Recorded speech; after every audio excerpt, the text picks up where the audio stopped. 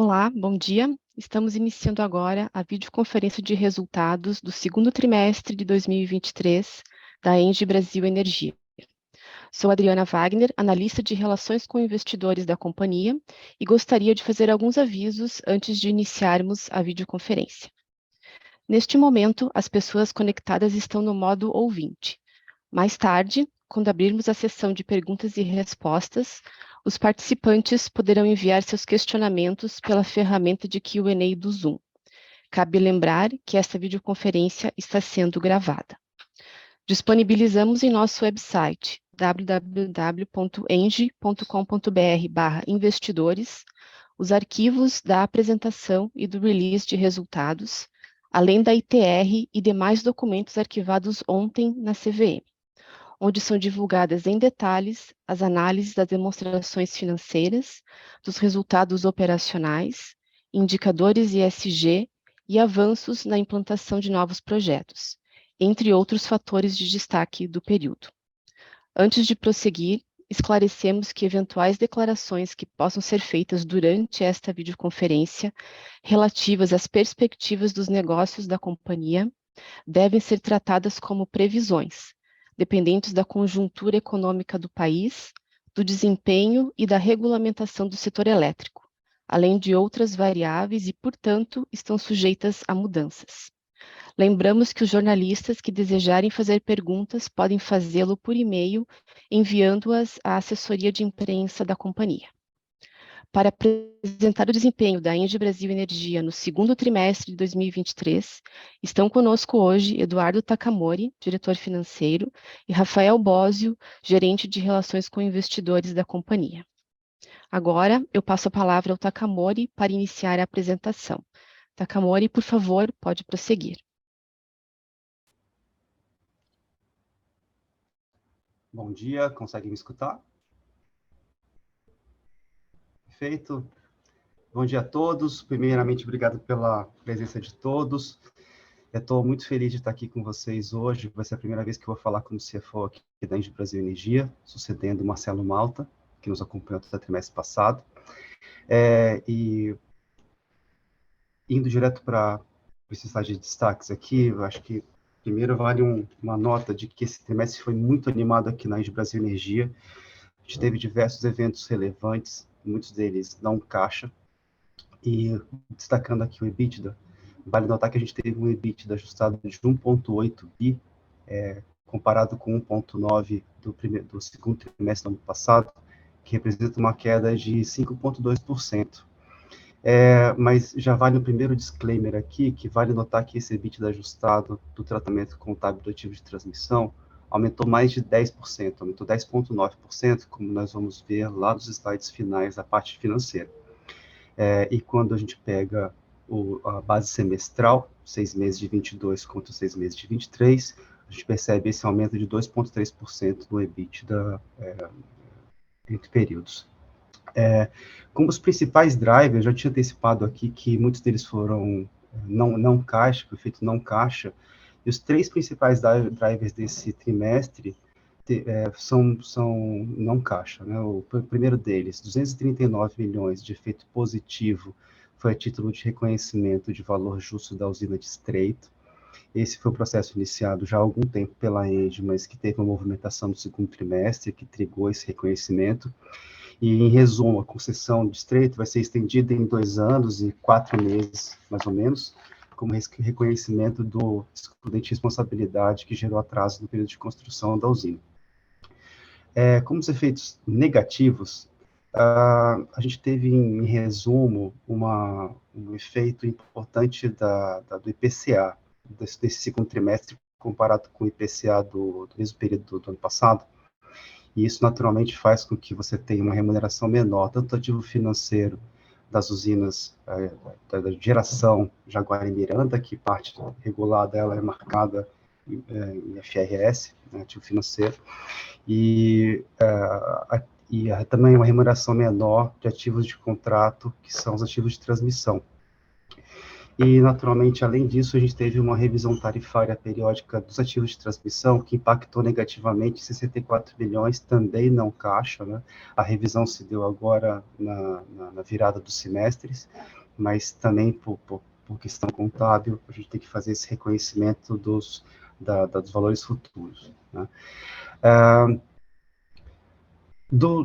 A parte boa é que quando a gente vê o lucro líquido ajustado entre trimestres, tivemos um aumento muito expressivo, isso é o slide do lado direito, muito expressivo de 514 milhões para 806, um aumento de 57% aproximadamente, basicamente pelo mesmo efeito que é o IPCA. O IPCA também ele tem o benefício que quando o IPCA cai, nós marcamos, nós temos um custo financeiro muito inferior também, a gente vai explorar isso mais para frente, mas é um resultado financeiro líquido muito positivo para a Engie, uma redução do custo financeiro entre trimestres de comparação. Quando a gente compara semestre contra semestre, tivemos um aumento do lucro líquido ajustado de 1,15 bi para 1,69, um aumento muito expressivo, batendo quase 50% também. Vou passar a palavra para o Rafael, para dar continuidade nos nossos destaques. Rafael, bom dia. Bom dia, obrigado, Takamori, bom dia a todos, obrigado aí pela audiência, pelo interesse na Engie Brasil Energia. Aqui no slide 6, né, continuamos aqui com destaques não operacionais e como o Takamori falou, foi um trimestre bastante especial, aí, com vários eventos importantes. Acho que vou iniciar aqui pelo sucesso que tivemos no leilão de transmissão da ANEEL, que foi realizado em 30 de junho, né, onde nós fizemos o lance vitorioso do lote 5, que vai contar, é um projeto, então, que já estamos desenvolvendo e já estamos implantando, é um projeto que irá contar com cerca de 1.000 quilômetros de linha de transmissão, cruzando os estados da Bahia, Minas Gerais e Espírito Santo, de maneira a ajudar a escoar a energia gerada no Nordeste até o centro de carga no Sudeste. Mais à frente, a gente tem um novo slide sobre o projeto, entra um pouco mais no detalhe. O segundo item, que foi, na verdade, um marco e o resultado de um trabalho de longo prazo, foi a conclusão do processo de venda da usina termoelétrica Pampa Sul. Isso foi, quem acompanha a empresa há mais tempo vai lembrar, nós mudamos a nossa estratégia, o grupo definiu a saída de geração a carvão lá em 2015, e finalizamos esse processo agora com a venda desse ativo em 31 de maio. Então, nos habilitando a tornar a Engie Brasil Energia a maior empresa de geração 100% renovável do país, com cerca de 8.200 megawatts de capacidade instalada. O terceiro evento, acredito que o Takamori já cobriu muito bem, é a questão do reconhecimento dos valores referentes ao direito de extensão de concessão de estreito. Lembrando, como o Takamori afirmou, isso foi algo que a gente já havia comunicado ao mercado em fato relevante, divulgado em janeiro desse ano, e que estamos agora contabilizando os efeitos nas nossas demonstrações. O quarto item desse slide tem relação, naturalmente, com a venda do ativo da usina termoelétrica Pampa Sul, né? Então, portanto, nós aprovamos no Conselho de Administração novas metas para a nossa jornada do clima, que entra em uma nova fase, né?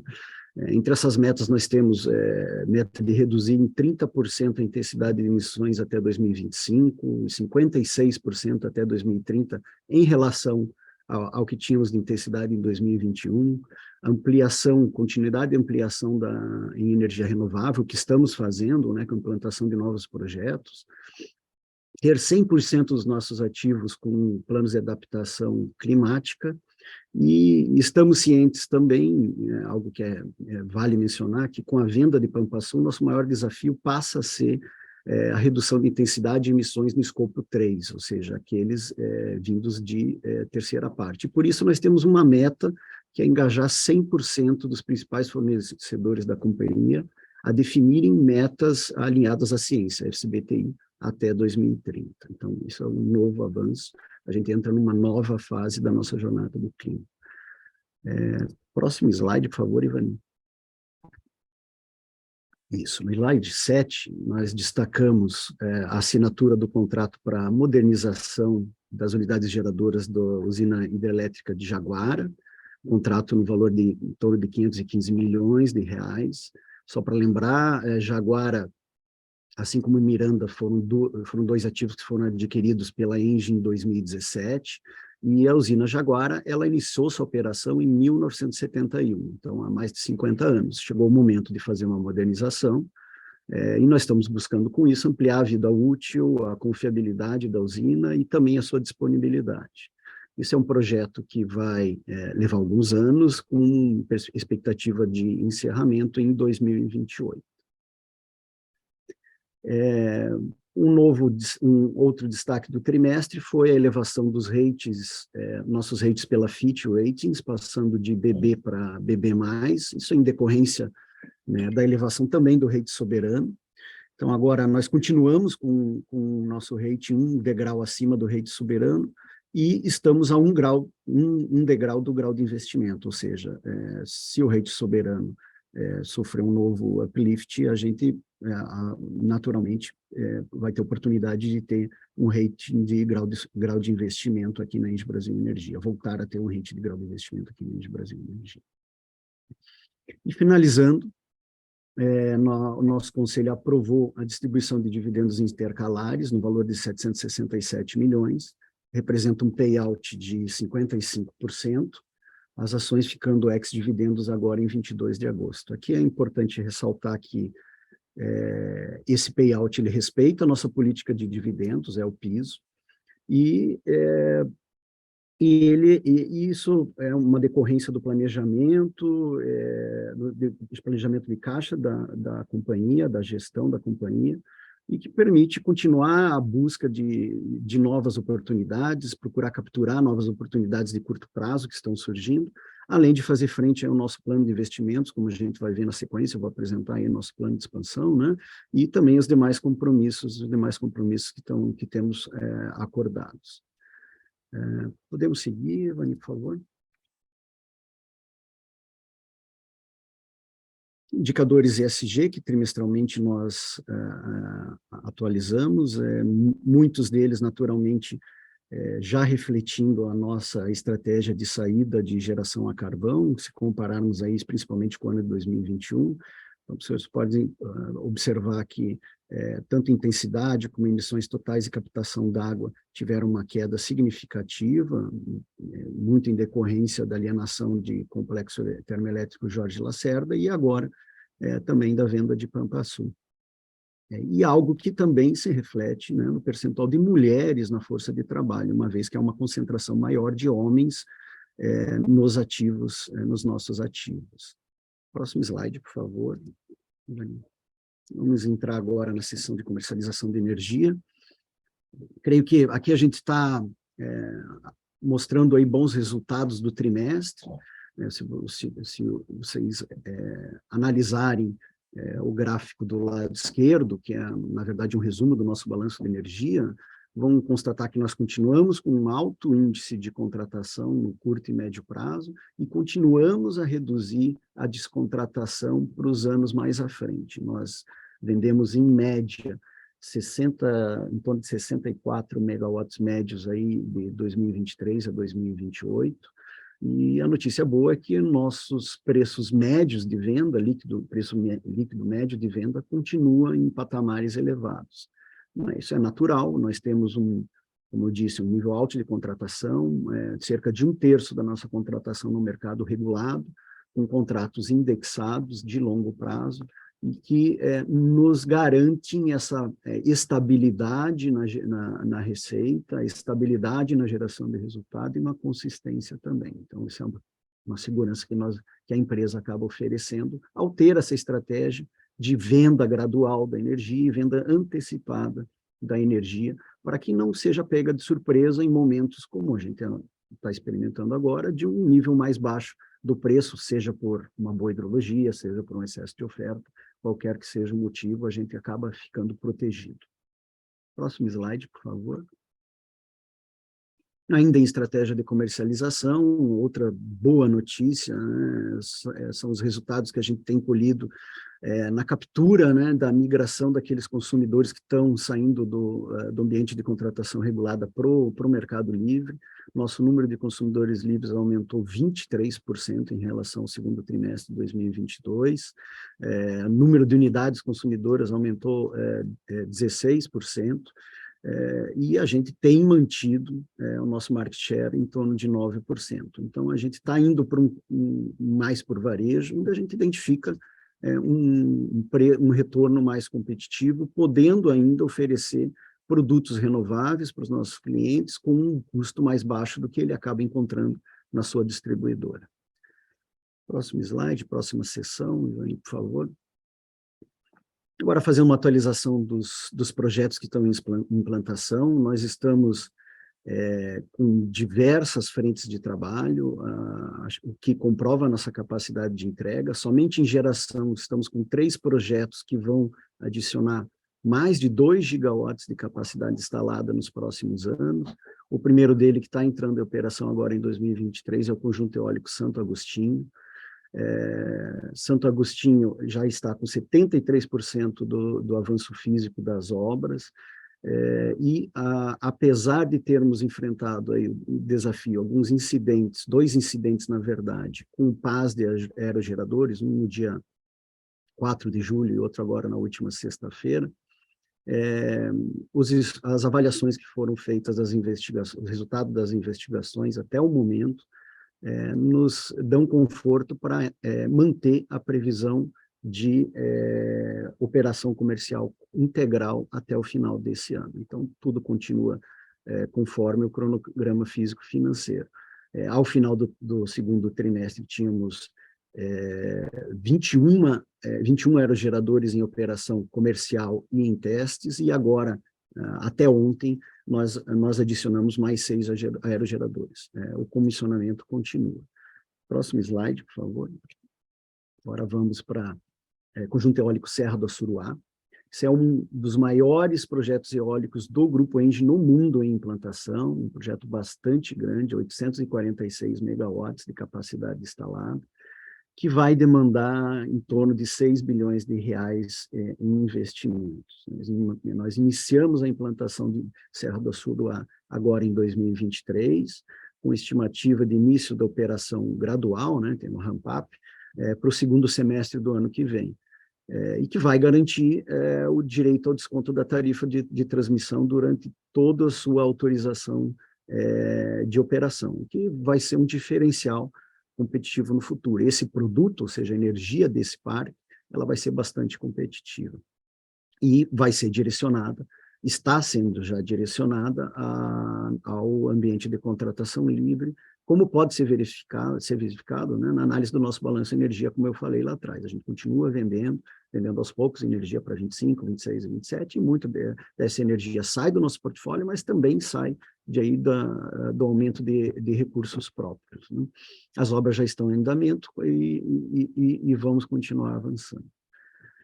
Próximo slide, por favor. Agora a gente vai para o último projeto de geração e implantação, dessa vez um projeto de energia solar, um conjunto fotovoltaico aço-sol. Assim como a Assuruá vai direcionar, já está direcionando a energia para o mercado livre. No segundo trimestre de 2023, nós obtivemos as licenças de instalação, assinamos os contratos dos módulos, inversores, trackers, então, o que acabou nos permitindo iniciar as obras agora no terceiro trimestre de 2023, lá no estado do Rio Grande do Norte, onde nós já temos outros 2 projetos de geração solar, são Floresta e Açu 5. Serão cerca de 750 megas de capacidade instalada e mais de 230 de capacidade comercial, com CAPEX de cerca de 3,3 bilhões de reais. Próximo slide, por favor.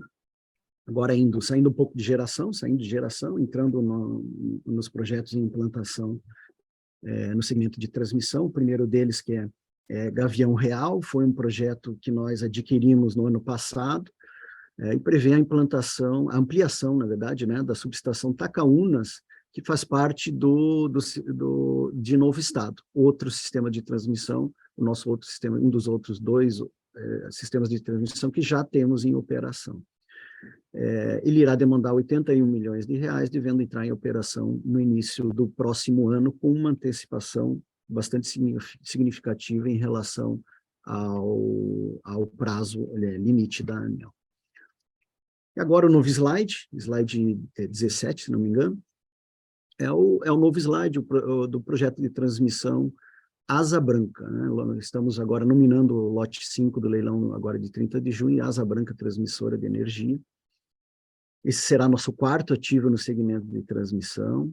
Ele irá se beneficiar de sinergias geradas por outro projeto que está em implantação na mesma região, ou seja, poderemos acelerar e conseguir uma antecipação da operação comercial, e uma operação comercial antecipada de forma gradual, assim como tivemos em Novo Estado, em Gralha Azul, por meio de aproveitamento de toda a expertise que foi desenvolvido, tanto por fornecedores, negociação fundiária, licenciamento ambiental, qualificação de mão de obra na região. Inclusive, já assinamos os primeiros contratos e já estamos iniciando a implantação agora, nesse terceiro trimestre de 2023. Um projeto que vai demandar cerca de 2,7 bilhões de reais de CAPEX. Próximo slide. Esse é o nosso slide 18, temos aí o já tradicional slide da usina hidrelétrica Jirau, onde nosso controlador, a Engie Brasil Participações, possui 40%. Jirau alcançou um fator de disponibilidade de 100% no segundo trimestre, o que comprova excelente desempenho do ativo, né?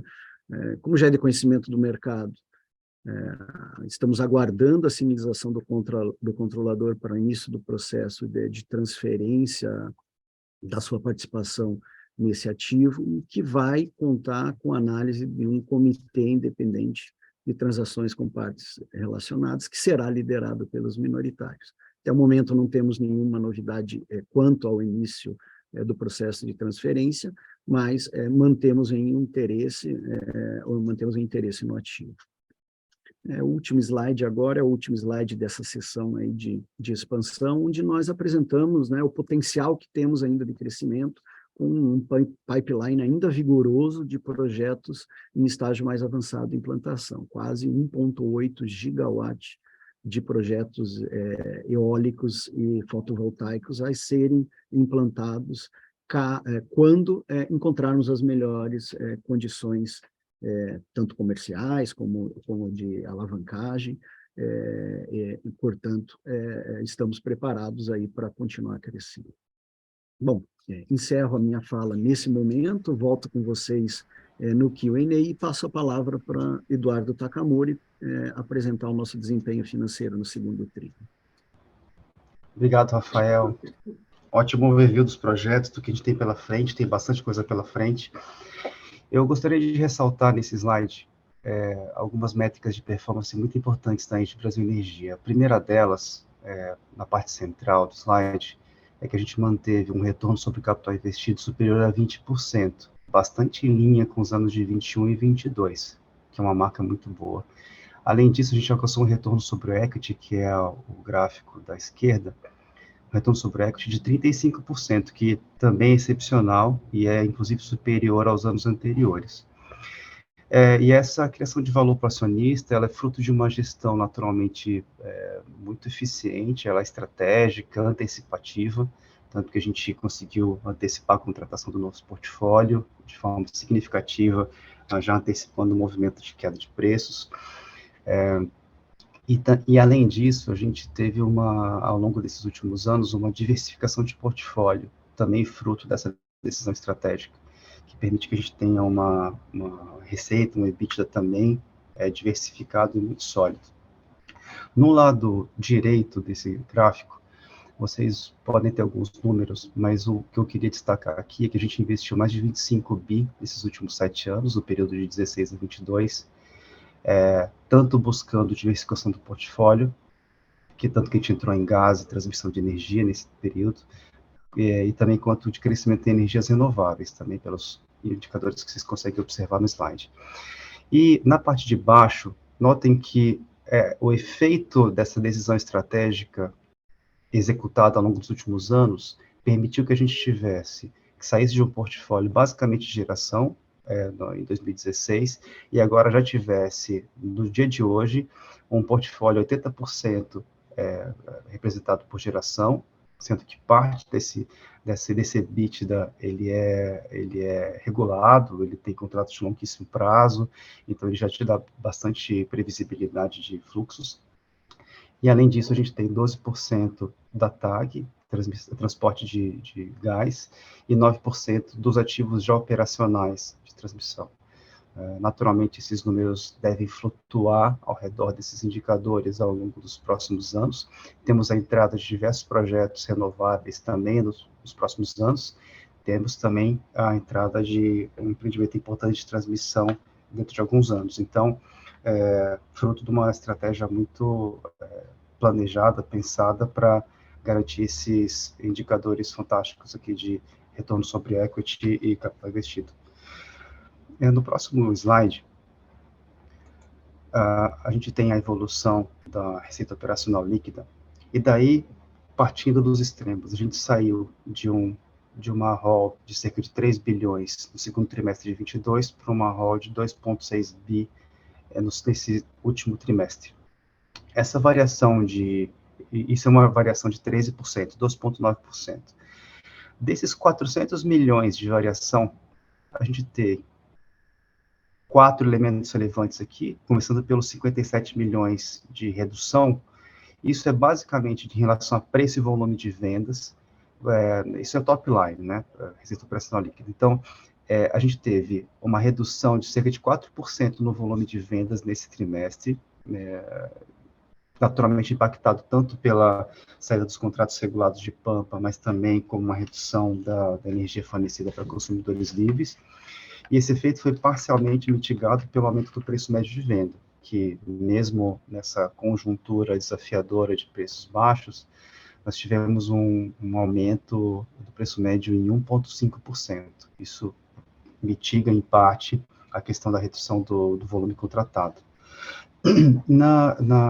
No segundo elemento de destaque, menos 60 milhões, isso aqui é um efeito não caixa, basicamente da redução da remuneração dos ativos de concessão de Jaguara e Miranda. Isso aqui é especificamente de geração, tá? A marcação dos ativos de geração Jaguara e Miranda, que são marcados pelo tratamento contábil diferenciado. Aqui. O terceiro elemento é uma redução na receita de operação de trading, isso porque ela é menos 57, mas não é que o trading deu prejuízo, é porque a gente reduziu o volume de vendas de 160 para 100 entre trimestres de comparação aqui.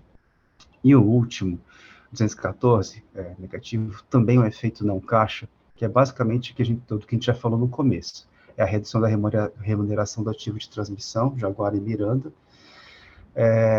pela redução do IPCA, como a gente já tinha comentado anteriormente. E isso aí representa 154 milhões desses 214, e a gente ainda teve também uma queda da receita de construção de quase 70 milhões de reais, porque como a gente cessa a construção, a gente deixa de oferir uma receita de construção também que estava contribuindo para o EBITDA ao longo dos últimos anos. Mas isso vale notar que a RAP recebida finalmente é uma RAP muito próxima da integral, né, a 99%, mais de 99% da RAP total dos ativos de transmissão. Então, esses ativos são totalmente comissionados e liberados para operação comercial. No próximo slide. Obrigado. A gente, antes de falar do EBITDA, do bridge do EBITDA, vale falar um pouco do resultado da TAG. A TAG, ela parte de uma receita operacional líquida para o trimestre de 2,3 bi, teve diversas evoluções, né? Teve um ganho de eficiência com o ingresso da Exxon também, na parte de substituição do fornecedor, né, do prestador de serviço de OIM, uma série de eventos também internos, mas que culminaram com um lucro líquido de 640 milhões da TAG nesse segundo trimestre. Como nós temos uma participação de aproximadamente 1/3 da TAG, participação acionária, desses 640, 208 contribuem no EBITDA da companhia por equivalência patrimonial. E acho que a gente já pode ir para o slide seguinte, Ivani, que mostra, esse sim é um slide mais desafiador, porque tem muitos elementos para conversarmos, mostra a evolução do EBITDA em trimestres, e daí eu começaria pelos extremos, né? Se a gente faz o EBITDA ajustado do segundo trimestre de 22 versus segundo trimestre de 23, você tem o que mencionamos no começo, menos 5,2% de variação, cai de 1,9 para 1,8 bi, mas quando a gente faz os ajustes de marcação dos ativos de transmissão, novo estado gralha azul, que são não caixa, você vai para as barras mais centrais, saindo de 1,72 bi para 1,91 bi, 1,7 para 1,9. Ou seja, se a gente tira esses efeitos, a gente tem um aumento de EBITDA de mais de 10%, 10,9%. E daí, o que justifica esse aumento tão expressivo? Esse é um aumento de praticamente 200 milhões de reais de EBITDA. Praticamente a totalidade dessa variação ela é justificada pela primeira barra, 239 milhões, que é o reconhecimento da extensão da concessão de estreito. Dentre as barras sequentes, 83 de compra de energia, 57 negativo de preço e volume de vendas e menos 63 da CCE, é um conjunto que a gente pode entender que são efeitos comerciais do segmento de geração, ou seja, eu tenho menos compras, o que é bom, eu tenho menos vendas, o que é ruim, e tenho menos resultado na CCE provocado por menor geração hidro e parcialmente mitigado por exportação no primeiro semestre, no segundo trimestre. Então, esse pacote praticamente devolve esse 39, né, o 239, mais esses três efeitos, eles basicamente jogam para 200 milhões aqui de variação. Os blocos subsequentes, no meio deles tem um bloco de menos 60 milhões, que é a remuneração dos ativos financeiros, de Jaguara e Miranda, ativos de geração. Já falamos que é em função da redução do IPCA, que reduz a remuneração desses ativos, que é um efeito não caixa.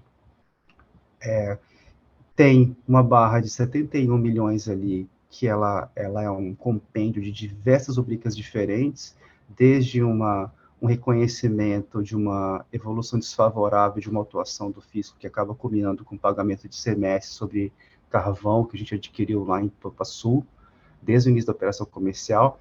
Isso justifica mais da metade dessa rubrica de 71 milhões, menos 36. Com a saída de Pampa Sul do nosso portfólio, naturalmente isso cessa, é um evento que não tem recorrência aqui no caso. Outra rubrica importante disso aqui é o pagamento de cargo de conexão com o início de operação de Santo Agostinho, que é um crescimento orgânico, então é natural, e tem também uma variação importante de pessoal. E daí, que devem ter percebido pelo nosso release. E aqui, vale notar que não é um trimestre típico, porque não é um trimestre onde você faz reversão de bônus, provisão de bônus, PLR, teve variação da saída de Pampa, tem o ganho de escala da empresa aqui, preparação para aumento de headcount para nos prepararmos para leilões de transmissão, por exemplo. Naturalmente, esse aumento de headcount que permitiu sermos bem-sucedidos no último leilão de transmissão. Então, talvez não seja o trimestre mais fácil de justificar, não dá para saber se é replicável isso para os trimestres seguintes, ou que é um novo normal, mas, de qualquer maneira, a soma de todas elas aqui, de todos esses elementos, ele resulta numa variação de 71 milhões. E os outros dois, que dão certo alívio, que neutralizam os efeitos dessas rubricas anteriores aqui, é uma variação positiva de 68 milhões da transmissão, isso sim é uma variação direta, né, de aumento da RAP com relação ao ano passado, lembrando que todos os ativos agora estão operacionais já, tirando a Asa Branca e que está começando agora. Quer dizer, para ser mais preciso, Novo Estado e Gralha Azul estão totalmente operacionais, tem um pequeno lote de Gavião Real que está sendo finalizado em breve, e o lote Asa Branca ainda no seu início. E tivemos a contribuição também, a variação da contribuição de TAG. No ano passado, ela teve uma contribuição um pouco menor no segundo trimestre, agora fazendo um aumento de 48% de variação aqui. Acho que eu gostaria apenas de destacar aqui na última barra, lá do EBITDA não ajustado para o EBITDA, que foi feita fruto tanto de uma reversão de impairment do resultado da alienação de Pampa, quanto o impairment adicional de Paracatu, que a gente teve um evento climático lá, que teve um certo dano em alguns painéis, e a gente já considera aqui como não recorrente, mas que justifica esse menos 88 milhões. Se a gente puder passar para o próximo slide, Vani. Quanto ao lucro líquido, partindo das barras centrais aqui, a gente sai de 514 para 806 milhões, como a gente já mencionou no destaque, é um aumento muito expressivo de quase 57% de lucro líquido. O principal deles, a barra de 489 milhões, o contribuidor aqui foi a redução de despesa financeira, dívida mesmo. Então, cerca de 200 milhões foi por variação monetária de inflação e 157 de juros e outros elementos. E o que justifica a parcela adicional é uma variação positiva também das concessões a pagar. A gente sofreu ano passado com o IPCA mais alto, e essa rubrica de concessões a pagar aumentou de forma mais significativa, e agora a gente tem um efeito positivo aqui de alívio, né? Porque agora a gente tem um valor, uma marcação dessas concessões a pagar que foi reajustado de maneira mais leve pelo IPCA também, em função da sua desaceleração. E a gente teve também um efeito terciário aqui de uma menor receita financeira, basicamente provocada por uma menor posição de caixa no período, né? Evolução pouco material de depreciação e amortização, que é a barra que contribui 28 milhões ali para o lucro líquido. A gente faz a transferência do EBITDA ajustado, que reduziu cerca de 100 milhões aqui. E, naturalmente, como você tem uma base tributável superior, a gente paga também mais imposto de renda e contribuição social, o que gera esse aumento de custos de pagamento de impostos aqui, gerando esse lucro líquido muito expressivo, muito robusto, de 806 milhões para o segundo trimestre. No próximo slide, por favor, a gente fala de endividamento. Aqui, vale notar que a gente fechou o segundo trimestre com uma dívida total de muito próxima de 19 bi. Ela se a gente considera esses quase 5 bi de caixa de depósitos vinculados, que são as barras intermediárias ali, isso gera uma dívida líquida no segundo TRI de praticamente 13,9 bilhões, e isso resulta na linha verde clara, verde ali, que é uma alavancagem bastante confortável de 2 vezes a dívida líquida sobre EBITDA. Mas notem, né, uma posição de caixa muito expressiva. A gente tem compromissos também, compromisso de distribuição dos dividendos ainda, que ainda não tem data, mas a gente deve comunicar em breve. É um compromisso nosso assumido no ano passado já, e que a gente vai realizar naturalmente. Mas a gente sabe que esse nível de alavancagem também é temporário. A gente está num nível muito confortável, que nos permitiu tomar uma série de decisões de investimento, e que a gente vai apresentar daqui a pouco, mas que geram naturalmente uma trajetória crescente de alavancagem, o que é esperado e que vai na linha de uma estrutura ótima de capital da empresa. e valorização do equity, do equity, né? Acho que esse slide, a principal informação é essa. Aqui, no perfil e composição da dívida, vale lembrar que o nosso rate é AAA, tem uma geração de caixa muito forte, custo de dívida competitivo, custo de dívida, se vocês observarem no canto direito inferior, o nosso custo nominal está em 9,1% ao ano, isso é equivalente a praticamente IPCA mais 6, abaixo disso, na verdade. Então, é muito, muito eficiente, isso permite ter uma criação de valor para acionista.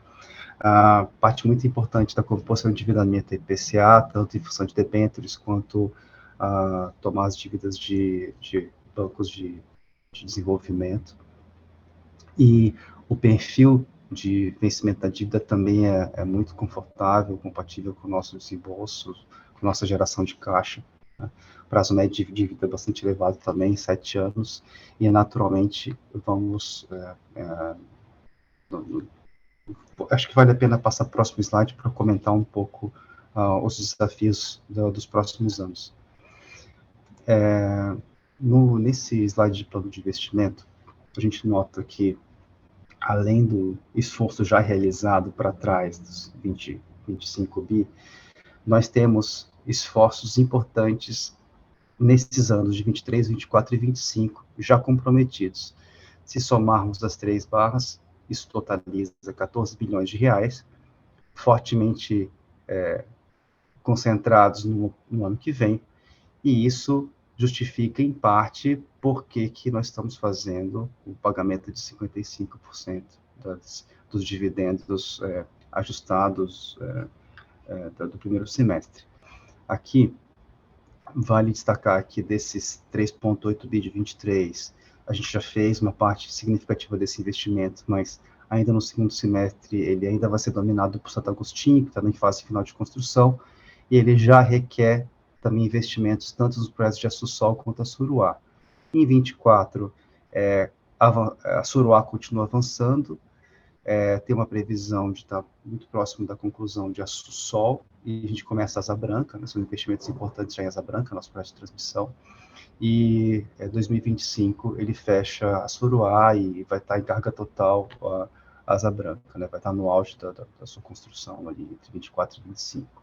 Então, isso faz com que no slide seguinte a gente materialize isso tudo na decisão da companhia de uma decisão estratégica de distribuir 55% dos dividendos intercalares referentes ao primeiro semestre de 23. Isso aí, como o Rafael já comentou no começo, é uma decisão estratégica, ela é até um pouco conservadora nesse momento, mas além de todos os compromissos de CAPEX, de desembolso que a gente tem daqui para frente, isso pode chegar a ultrapassar 500 milhões por mês no ano que vem, então a gente tem que ser diligente, tem que estar muito atento a isso. A gente tem também, como o Rafael também já mencionou ano passado, que a gente quer manter um balanço robusto nesse segundo semestre para aproveitar a oportunidade de curto prazo. Naturalmente tem operações, tem coisa acontecendo, e a gente está observando atentamente aqui, e se nada der certo, a gente vai naturalmente rever e sempre buscando maximizar o retorno para o acionista. A gente pode rever e fazer a distribuição complementar aqui. Mas o que a gente pode afirmar hoje é que a gente sempre busca maximizar o retorno para o acionista no longo prazo, e naturalmente esse momento de mercado é desafiador, mas isso também gera oportunidade. Então a gente tomou a decisão de não ficar engessado nesse momento aqui, e tomou a decisão de distribuir 55% de dividendos. Rafael, devolvo a palavra para você. Obrigado, Takamori e Rafael. Nós Obrigado. Iniciaremos nesse momento a sessão de perguntas e respostas. Para fazer uma pergunta, basta enviá-la pela ferramenta de Q&A dessa videoconferência. A nossa primeira pergunta vem do Eduardo Bonfilho, nosso investidor, e ele pergunta qual será a abordagem da companhia nos próximos leilões de transmissão.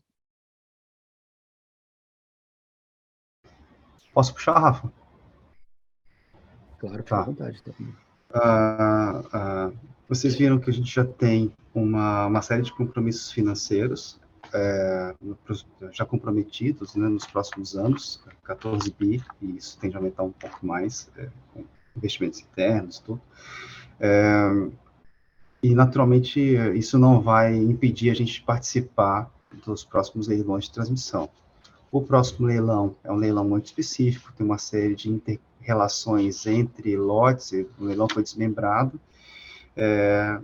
e talvez a gente tenha menos apetite que o leilão seguinte, mas assim, a gente vai continuar observando, a gente tem um time super capacitado, naturalmente nossa prioridade agora é garantir todas as premissas, todas as considerações que a gente fez para o leilão de transmissão, que a gente se sagrou vencedor, a gente quer materializar e começar com o pé direito Asa Branca, e talvez a gente tenha um pouco menos de apetite para o próximo leilão, mas a gente vai continuar olhando com muita atenção, sim. Faz todo sentido continuar investindo no segmento de transmissão, tanto para conseguir melhorar o escoamento de energia do renovável do Nordeste para o centro de carga, quanto para diversificar nosso portfólio. Então, faz todo sentido na estratégia da Brasil Energia. Ok, obrigada, Takamori. As nossas próximas duas perguntas vêm do Guilherme Lima, que é o analista sell-side do Santander. Eu vou fazer a primeira e depois eu retorno com a segunda. Poderiam comentar as perspectivas de distribuição de dividendos com o ciclo de CAPEX que a empresa tem para fazer e o potencial crescimento? Podemos esperar 100% de payout em 23 ou 24 ainda? Acho que você já comentou sobre isso, mas se quiser reforçar. Não, eu acho sim que naturalmente gerar expectativa é muito prematuro, mas a gente tem o objetivo sempre de maximizar a distribuição de dividendos. Nesse momento, a gente tomou uma decisão conservadora, mas vocês podem ter observado, vocês observaram que a gente tem uma posição de alavancagem bastante confortável, e a gente vai utilizar a alavancagem para não prejudicar a distribuição de dividendo. Então, na medida do possível, a gente vai maximizar a distribuição de dividendo, sim. Acho que é uma questão conjuntural, é prematuro dizer quanto tempo vai durar, mas a gente está acompanhando isso muito de perto. Atualmente tem outras, a gente vai usar diferentes instrumentos de alavancagem ao longo do próximo ano. A gente está avaliando várias opções, o mercado melhorou bastante nesses últimos meses, o que vai dar flexibilidade para a gente tomar decisões boas e, no final das contas, sempre buscando otimizar a performance da ação e do retorno para o acionista. Takamori, se eu puder complementar, né, também chamar atenção a algo que você já comentou, que é a questão de deixar uma flexibilidade na nossa estrutura de capital, né?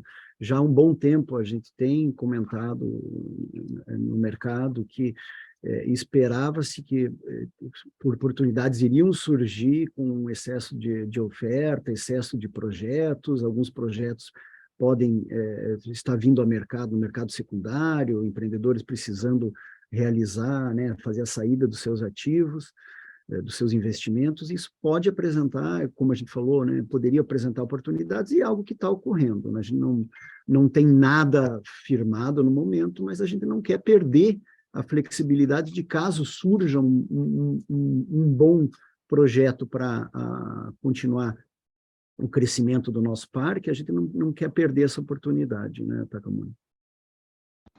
É isso, são muitos elementos acontecendo em paralelo. Nosso compromisso de maximizar a distribuição, nosso compromisso e nosso interesse em crescer, de diversificar portfólio, e também um acompanhamento muito atento às condições de mercado para não tomar novas dívidas no momento ruim, né? Então, tem vários elementos na mesa que a gente precisa observar em paralelo. E também não engessar nosso balanço que impeça a gente de tomar uma ação, fazer um crescimento inorgânico nos próximos meses. Okay. Com relação à segunda pergunta, também do Guilherme, do Santander, ele fala, em relação à exportação de energia, como estão as conversas com o governo e o setor em relação à perspectiva de exportar de hídricas que ainda não estão vertendo? Poderiam atualizar este ponto? Guilherme, é uma pergunta muito boa. Isso é um dinheiro na mesa muito grande para o setor brasileiro, setor elétrico brasileiro, para as hidrelétricas, dada a condição de contorno, com uma sobreoferta muito grande, é natural que haja um investimento turbinável no próximo período úmido, e a gente tem avançado bastante nessas discussões, a gente está bastante esperançoso de que isso seja bem acolhido pelo governo. Tá? Então, assim, é difícil dar detalhes, tem bastante gente envolvida, mas as coisas estão se alinhando para que sim haja uma evolução da regra que permita essa exportação, essa antecipação da exportação de fertimento turbinável. Então, sim, a gente está esperançoso. E, como eu disse, é muito dinheiro na mesa e é uma forma muito eficiente de melhorar a balança brasileira, né? Trazer divisas para o Brasil e também ajudar os países vizinhos aqui também a reduzir seu custo de energia para o consumidor final. Então, é uma operação ganha-ganha muito clara. A gente está trabalhando para isso acontecer. Ok, obrigado, Taka. Nossa próxima pergunta vem do Mário Vobeto, analista do Banco Safra, e ele pergunta: notamos no balanço energético preços mais altos de venda de energia versus os preços praticados hoje, e do lado da compra, preços menores em 2025. Poderiam comentar sobre a estratégia de comercialização da companhia? Aqui, a gente sempre busca fazer uma otimização do portfólio de forma que a gente consiga maximizar resultado, mas sem tomar risco adicional. Então, o que acontece? A gente já antecipou boa parte da nossa estratégia de contratação e, naturalmente, agora que você vê com preços muito baixos, é uma avaliação contínua de se vale a pena ou não continuar vendendo. Então, naturalmente, a gente continua buscando fazer operações que façam sentido para os consumidores finais também.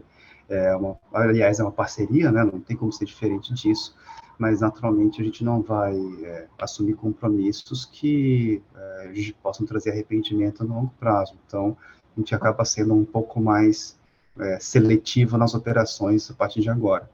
Mas não quer dizer que a gente esteja parado, o time está bastante ativo ainda para buscar operações que façam sentido para os clientes, mas não é mais agora um processo de antecipação e corrida desenfreada para vender energia. Já passamos essa etapa.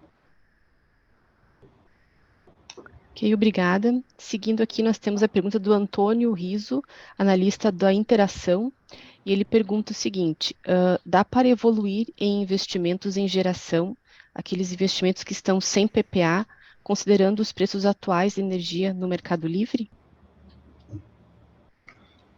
Antônio, muito difícil continuar investindo. A gente já tem compromissos bastante significativos e a gente conseguiu já estabelecer contratos de longo prazo e está dentro do plano. A gente, quando toma a decisão de investimento, já tinha essa percepção de que o preço ficaria baixo nos primeiros anos de operação, mas a gente vê um contexto onde faz pouco sentido dar mais um passo sem que haja uma sinalização muito efetiva de recuperação da demanda, uma visão um pouco mais racional do governo de limitar subsídios, né?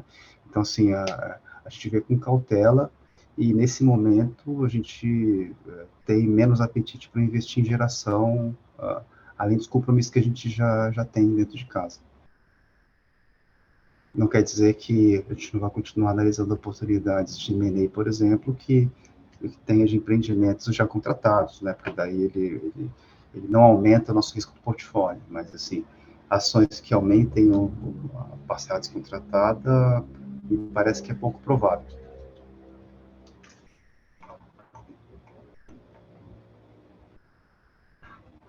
A segunda pergunta também do Antônio Riso. ele coloca se a gente consegue dar um pouco mais de cor sobre a expectativa da companhia sobre o preço de energia no Mercado Livre nos próximos 3 anos. Acho que você já comentou sobre isso. Se eu puder complementar, Adri, a pergunta do Pirrada é boa, assim, a gente, esse lote de Asa Branca, ele é paralelo a um lote que foi licitado no ano passado, e naturalmente isso guarda uma série de sinergias, é praticamente aproveitar uma onda, né, de toda a cadeia que já foi desenvolvida para o outro lote, do outro empreendedor, e apesar de não ser do mesmo empreendedor, né, não há uma sinergia societária, nenhum acordo específico, você pode usar toda a cadeia de subcontratados para acelerar o processo. Então, isso dá, de fato, um nível de antecipação superior ao que se espera de um lote desse tamanho, de um lote de 1.000 quilômetros, né? Por outro lado, CAPEX não é o diferencial desse projeto, não é uma... A gente deve ver algum CAPEX em linha com o estabelecido no leilão. Não é o diferencial desse lote, até porque a gente não vai fazer nenhuma maluquice também, ser responsável no CAPEX, né? Mas acho que o grande diferencial aqui é a otimização a otimização da operação, a otimização da implantação, um time muito capacitado, que trabalhou muito nesse lote ao longo do tempo e conseguiu fazer um vídeo muito competitivo. É um desenho muito eficiente e muito lúcido, né, do projeto. Obrigada, Taka. Nossa próxima pergunta vem de investidor, pessoa física, o Ronaldo. Ele gostaria de saber qual é a política atual vigente e a visão de futuro para as possíveis recompras de ações da empresa, visando maximizar o retorno para os acionistas. Rafa, você quer cobrir essa?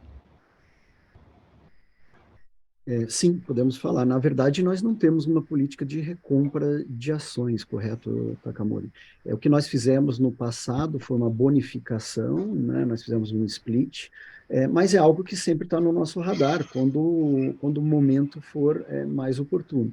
Naturalmente, a gente entende que com os desafios, né, com as oportunidades que temos dentro do setor, talvez seja mais não vou falar conveniente, né, mas de mais retorno, a gente continuar investindo, né, usar esses valores investindo no crescimento da companhia, seja em geração ou transmissão ou em ativos de gás, né? Então, acredito que até o momento não foi a melhor opção entre as opções que a gente tinha para a aplicação dos recursos. A próxima pergunta vem do Ronaldo de Oliveira, também investidor pessoa física, e ele quer saber quais são as razões que levam a companhia a não divulgar as datas de pagamentos dos dividendos, considerando os dois em aberto no momento. Isso aí é fortemente influenciado pela imprevisibilidade e pela quantidade de elementos que estão na mesa no momento, Ronaldo. Imagino que deve ser angustiante. O que a gente pode mencionar aqui é que a gente vai divulgar em breve a data de pagamento do dividendo do ano passado. Isso aí, de fato, vai ser feito em breve, tá? Essa divulgação. E a desse primeiro semestre, já é uma segunda discussão. E o que acontece, eu vou recuperar um pouco o que eu falei. Tem muitas coisas na mesa, né? A gente tinha um mercado de capitais fechado até há muito pouco tempo atrás. Agora tem uma série de emissões que aconteceram em paralelo que vão pagar um prêmio por isso, que emitir nesse momento. Então, a gente está vendo o melhor momento para fazer esse acesso ao mercado e sem prejudicar o acionista, né? Então, naturalmente, nosso objetivo é sempre distribuir o máximo de dividendos e quanto antes, mas nesse momento acho que é necessário alguma cautela. Mas vocês terão notícias em breve aqui sobre a distribuição, a data de pagamento da distribuição implementada no passado.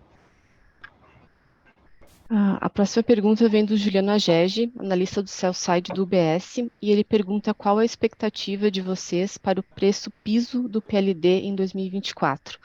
ainda há possibilidade de recompra de... Opa, só um pouquinho. Vou aqui. Ainda há a possibilidade de regulatoriamente aumentar o piso do PLD para um patamar mais próximo do valor das cotas? Bom, Juliano, isso aqui é uma outra pergunta muito boa. O que acontece é que a gente teve uma evolução muito importante da matriz energética, uma entrada de uma série de empreendimentos com custo variável zero. Isso, né, detectado na literatura, né, como tratar uma sociedade que evolui, ou um segmento que evolui para um custo variável de operação próximo a zero. Então, assim, o custo marginal talvez já não reflita mais adequadamente, e, naturalmente, a gente continua em discussões, identificando outros interessados na discussão desse tema, encontrando parcerias e discutindo onde é que dói o assunto do outro lado, quais são as preocupações do regulador, do formador de política, né? A gente continua todo nesse tema, mas naturalmente é um tema muito sensível, né? Porque envolve alteração de piso e teto. Por mais que seja justo, a gente entende que isso seja justo, talvez seja num momento um pouco menos avançado do que a discussão que a gente teve agora há pouco sobre antecipação de exportação de energia vertida turbinável. Então, talvez a gente tenha que só... Tá no radar, mas talvez a gente esteja só sequenciando aqui sobre, os temas para a gente conseguir entregar aos poucos. Mas, sim, é um tema importante e a gente acha que faz sentido alterar o piso de forma a ter um certo nível mínimo de remuneração para os ativos que, de fato, dão suporte, os ativos hidro, que, de fato, dão suporte para toda a penetração de fontes renováveis não despacháveis no Brasil. É uma fortaleza do setor elétrico brasileiro, só que quem gera essa fortaleza, que são os hídricos, não estão sendo remunerados por isso. Na verdade, o contrário, estão sendo penalizados. Ok, obrigado, Taka. Nossa próxima pergunta vem da Nayane Mendes, que é a nossa investidora, e ela gostaria de saber se a empresa tem alguma novidade sobre o hidrogênio verde. Rafa, temos alguma coisa? A gente tem avançado muito nos estudos, temos uma área Isso. estruturada já para isso e estamos buscando parcerias e estabelecendo parcerias. Talvez Acho que algumas delas não sejam públicas ainda, mas sim, estamos avançando. acho que exatamente, Takamori, existem algumas oportunidades, e é por isso que, né, como você mencionou, nós criamos uma área, estamos estruturando uma área para desenvolvimento desses projetos, já existem alguns projetos em análise, mas é de se lembrar que o hidrogênio ele deve ser algo que vá se materializar não no curtíssimo prazo, né? Tem alguns projetos que podem ter um avanço mais imediato, mas a gente, como investidor de longo prazo, está pensando nisso num horizonte mais longo, né? Mas já investindo desde já. Então é importante estar bem posicionado, estruturado, né? Ter uma equipe que tem boa capacitação para poder desenvolver projetos que gerem valor também. Ok, nós estamos com várias perguntas e que a gente vai conseguir endereçar elas posteriormente pela própria área de RI. E a gente gostaria de encaminhar a próxima pergunta, que é do Juliano Agege, do UBS. Há a possibilidade da ENGIE participar do próximo leilão de reserva? Como se daria essa participação? Assim, Juliano, claramente interesse. A ENGIE, acho que a forma predominante de participação é por meio da contribuição dos postos existentes nas usinas hidrelétricas de Salto Santiago e Jaguara. Tem 2 postos em cada uma das 2 usinas e isso totaliza quase 1.000 megawatts de capacidade instalada. Não é a única forma de monetizar esses postos, então a gente está vendo outras alternativas também, de forma que a gente contribua com a segurança de suprimento, a adequação de suprimento e gere valor para o nosso acionista. Mas, naturalmente, o leilão do ano que vem vai ser uma oportunidade também que a gente vai observar. Já iniciamos internamente aqui diversos estudos e precificações aqui para nos prepararmos quando para o leilão. Mas sim, há a possibilidade. Tem outras formas de participar do leilão de potência, mas o nosso principal cavalo aqui é postos existentes das usinas hidrelétricas.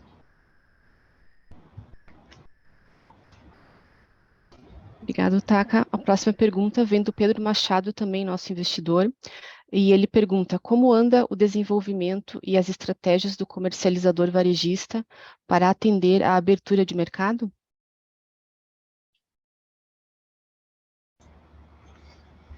Pedro, abertura de mercado não é só necessária, ela é fundamental, né? Talvez seja a forma mais eficiente também de conter de uma maneira eficiente os subsídios dados para a GD, enxugar um pouco o excesso de energia do momento atual e, naturalmente, criar valor para o consumidor final, que hoje não tem acesso à energia. Então, assim, é uma forma justa, a abertura de mercado é uma forma fundamental de dar espaço para todos nós, CPFs também, podemos nos beneficiar do preço baixo de energia que hoje só o atacado enxerga. Então, é uma forma muito inteligente e econômica de trazer mais eficiência para o país. E a ENGIE, ela tem se preparado ao longo do tempo para esse movimento, mesmo antes da abertura de mercado, o final da abertura de mercado da alta tensão ser anunciada, a ENGIE já tinha iniciado um processo muito importante de reestruturação interna, em sistemas, em pessoas, em processos, de forma a reduzir custos de transação, automatizar, simplificar o contrato, de forma a reduzir o custo percebido e ser mais eficiente.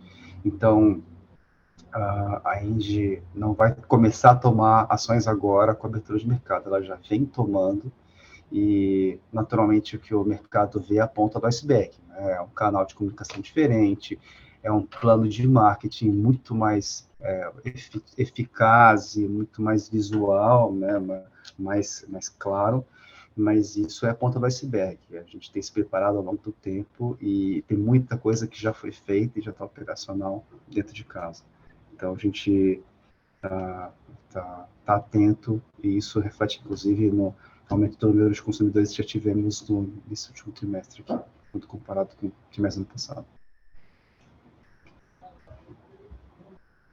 Tem que abrir urgente, em resumo, né? Fazendo ainda o pedido, tem que abrir o mercado urgente, sim.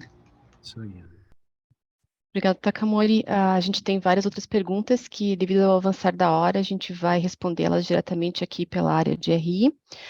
E com isso nós encerramos a sessão de Q&A e eu gostaria de devolver a palavra ao Rafael Bose e ao Eduardo Takamori para as considerações finais. Podem prosseguir. Falar primeiro aqui, Taka, só reforçar que a área de RI aqui da Engie está à disposição, nós vamos responder as perguntas que a gente não conseguiu endereçar agora no call, e outras que possam vir a surgir. Por favor, entre no nosso site, tem no Fale Conosco, a área de RI, a gente está à disposição. Takamori, a palavra é sua. Foi um prazer participar oficialmente agora, após a nomeação como CFO. É sempre um prazer e muito bom interagir com todos vocês. Veja pela qualidade e pelo nível das perguntas aqui que é uma interação muito boa e muito rica.